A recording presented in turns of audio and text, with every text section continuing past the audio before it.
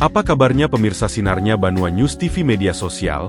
Berita liputan kali ini mengenai penyerahan daftar isian pelaksanaan anggaran DIPA dan buku alokasi transfer ke daerah TKD tahun anggaran 2025. Dari Gedung Pertemuan Mahligai Pancasila Kota Banjarmasin, Rabu, 11 Desember 2024. Gubernur Kalimantan Selatan Haji Muhyiddin menyerahkan daftar isian pelaksanaan anggaran, DIPA, dan buku alokasi transfer ke daerah, TKD, tahun 2025 kepada 35 kementerian lembaga dan 14 pemerintah provinsi, kabupaten, kota se-Kalimantan Selatan.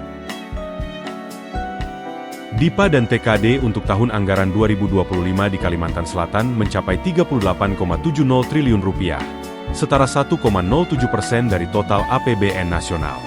Alokasi ini terbagi menjadi Rp10,81 triliun untuk belanja pemerintah pusat dan Rp27,89 triliun untuk transfer ke daerah.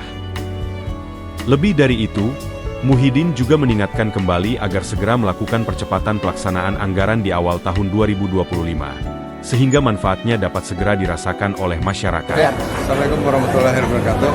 Hari ini kita ada penerimaan DIPA dan TKD ya. Jadi DIPA ini ada beberapa instansi, TKD adalah kabupaten provinsi dan kabupaten kota. Nah, tapi tadi sudah disarankan oleh Pak Kanwil bahwa kita saat ini sudah bagus pelaksanaannya karena kecepatan belanja kan luar biasa. Nah, jadi harus akan datang tahun 2025 lebih cepat lagi. Harus dicepatkan untuk pembelanjaan anggaran. Gubernur juga meminta para bupati dan wali kota agar memastikan pengelolaan TKD dan APBD tahun 2025 sesuai tujuan, bermanfaat, dan optimal dalam rangka mempercepat pertumbuhan ekonomi, serta kesejahteraan masyarakat.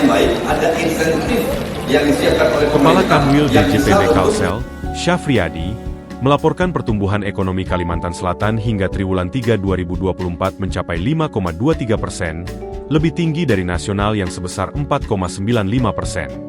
Realisasi APBN di wilayah ini mencapai Rp37,72 triliun. Anggaran APBN, baik itu untuk kementerian lembaga atau dana yang keluar dari APBN untuk ke daerah, sebagaimana tadi saya sampaikan, peningkatannya cukup signifikan, kurang lebih sekitar hampir 30%. Jadi artinya di tahun ini dana yang keluar dari APBN lebih cepat 30% dibandingkan dengan tahun lalu. Nah, ini sebuah energi baru gitu ya, yang bisa kita bawa nanti untuk ke tahun 2025.